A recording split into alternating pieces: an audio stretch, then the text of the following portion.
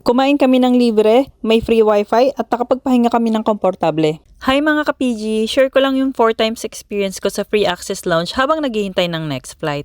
Ito nga pala ang Mariner Lounge na exclusive sa mga kabaro nating seafarers and offshore workers. Kaya para sa mga may layover sa Doha Hamad International Airport, pwede kayo dito tumambay, kumain, maligo, or magpahinga ng libre habang naghihintay sa connecting flight. Hanapin nyo lang yung famous landmark na malaking teddy bear sa sentro ng lahat ng gates ng airport na to. Makikita yung signage ng Mariner Lounge sa tabi ng Hermes. Pasok lang kayo dito and take the elevator going to second level at bubungad agad ang registration area. Para mag-check-in, kailangan nyo lang ipakita yung Seaman's Book, passport, and ticket ng connecting flight. 4th time ko na nga yata to.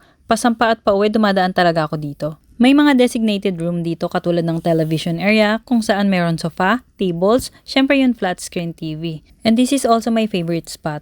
Kasi pag natsyempohan kung walang tao, nakakatulog ako. Napaka-peaceful ng space.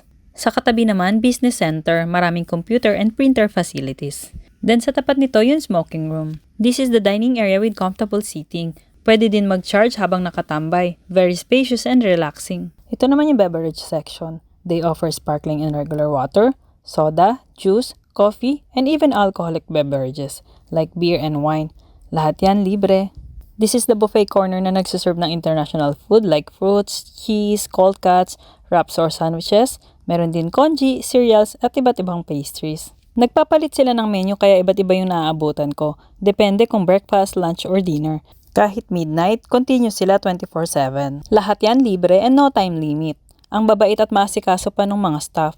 Ang saya, di ba? Nakakatipid talaga ako pag dito ang connecting flight ko. High speed pa yung free wifi. Oops, wait, there's more. In addition to these, meron din silang shower facilities with basic amenities like soap, lotion, shampoo, and conditioner. Napaka-spacious ng shower room with hot and cold water, fresh linens, and outlet for hair blower or gadget charger.